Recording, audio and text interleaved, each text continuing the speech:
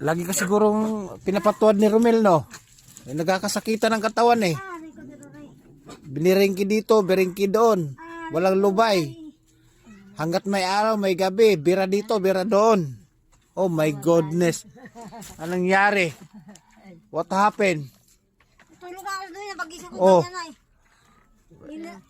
Hindi ko na may galaw. Duda ko nga, JJ, nung pagdating ni Romel sa trabaho, Ayot na yun. pagdating ni Romel sa trabaho, alam mo ba, Pinatay ko pa eh. Eh, Brian, ano bang gamit mong SIM? TM ba sa'yo? Kanya TM. TM. Duda ko, pagdating ni Romel sa trabaho, binira ka ng binira, no?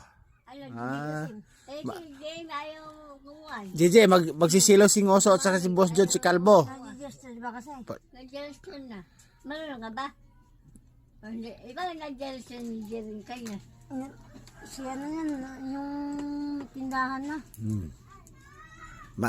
Mamaya magagalit si Ngoso kasi pag nagsakitan ng katawan, katulad ni si Ngoso, yung asawa ni si Laika, naglumundag sa sapa, nagsisilos, Ba ba? ayun, nawala na ang sakit ng katawan pero nagkaroon ng black eye sa mukha, may dugo-dugo. Bakit? Kasi sa sobrang silos. Oh. Sanay ka ba? Si Laika, kilala mo. Ayun, Ay, asawa ni Jeffrey? Oh. Asawa din ng Ngoso yun. Kulabi. Tulong ko dito.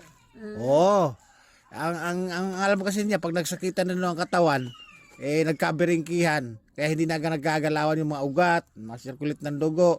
Ganon siguro ginagawa siya ni Romel, no? Pag uwi. Kasi namimiss eh. Ibig sabihin Brian, ano ba yung SIM mo, Tema talaga? Oo, Tim. Bakit ganun yung SIM ko yung cellphone ko loading ng loading? Ano ba, dito Simba? TM nga. Depende sa... Diyan ba nakakabit? Di ang gagawin mo lang, patayin mo lang muna para di magluluto. Loading na Oo lang nga. siya. Ngayon kasi, lagi ka rin